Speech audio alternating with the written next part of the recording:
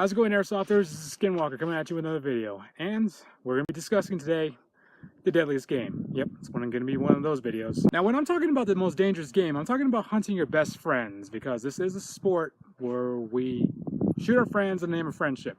Now, what I mean by shooting your best friends in the name of friendship, I mean you're definitely be hunting your best friends, no matter what. I mean, that is the heart of this sport, shooting your friends in the name of friendship. And guess who are your friends? People, exactly. I mean, this isn't like hunting, like big game animals. I mean, animals have certain instincts that has been embedded in them for millions of years, and you can easily track their movements, see where they're going, their thinking capacity of how they actually maneuver from point A all the way to point B.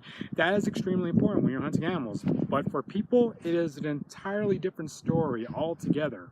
I'll put it this way: you are literally hunting a person who has the average thinking capacity or possibly even brain power compared to you. Yep, definitely you. Especially if you're looking at the differences between a beginning airsofter and as well as what I personally call a warfighter. That is not the level where I'm at, I wish. Now, the dichotomy between both the beginning airsofter and as well as the warfighter is the number of experience, or the amount of experience, that both players have embedded themselves within the sport or have immersed themselves into the sport. A beginning airsofter probably has at least about 24 hours of gameplay in total. And what I personally call the warfighter, a person or an airsofter or a milsim player, has been playing milsim for roughly about a good 5 years of gameplay. I mean, give or take. I mean, especially with his level of skill that has made him OP on the battlefield. Yeah, I mean, that's the level where I highly suggest that where beginning airsofters want to become. Surely that's where I want to get to. The beginning airsofter is prone to a certain instinct, which I like to call the survivalist mode. Now, the beginning airsofter is doing nothing more but trying to survive the gameplay at all. I mean, he's not thinking of taking the objective, taking the fight to the enemy, charging head on into the fray. No, the only thing the beginning airsofter is doing right now is just getting his bearings and just surviving the game. That's pretty much it. Now comes the expertise of the warfighter. The warfighter himself is severely OP on all levels, including his skills, his intellect, and knowing how to keep his emotions in check, especially when it comes down to fighting 5 whole guys against himself. Believe me, I've seen it once and it was magnificent. That is the type of level that I want to get to if I play more airsoft games. Now, I am missing a huge bulge of the intermediate airsofter. The intermediate airsofter ranges from, I guess you can say, at least about 48 hours of airsoft gameplay all the way to a couple of milsim events underneath his belt.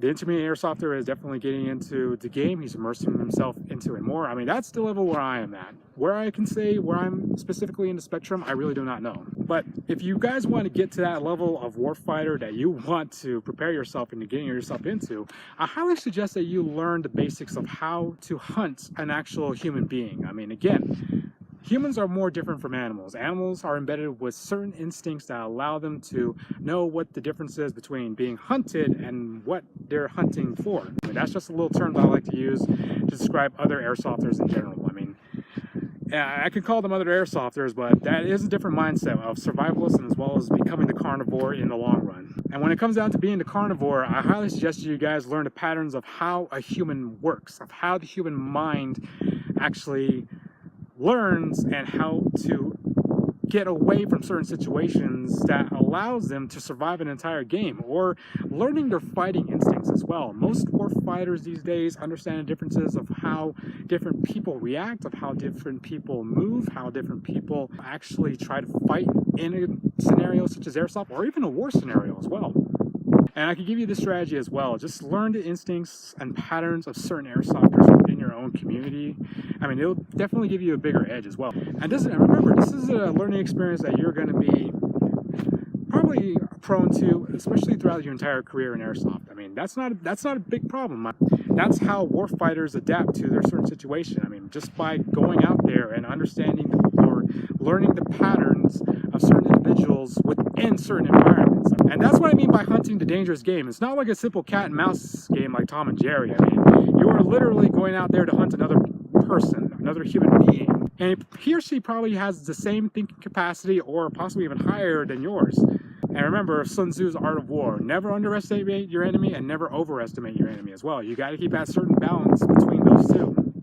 Alright guys, that's pretty much what I got for you, and remember to treat the dangerous game as your fellow airsofter, because again, that's the same person who you're trying to get in order to get to your next objective, or as you could say, from the milsimmer mindset. And for the beginning airsofters who are watching this as well, be sure to get out that survivalist instinct and just try to become a carnivore out there in the field. I mean, just go out and just have fun with this tactic and treat your fellow airsofter as the dangerous game.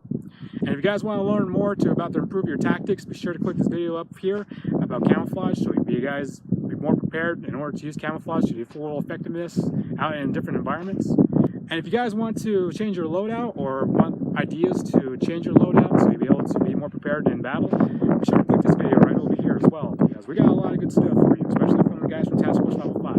And be sure to subscribe right up here, and you'll be able to see more of my videos later on in the future. And be sure to tap that notification bell to see my new videos as I post them on YouTube. And that's pretty much what I got for you guys. And be sure to like, share, and subscribe.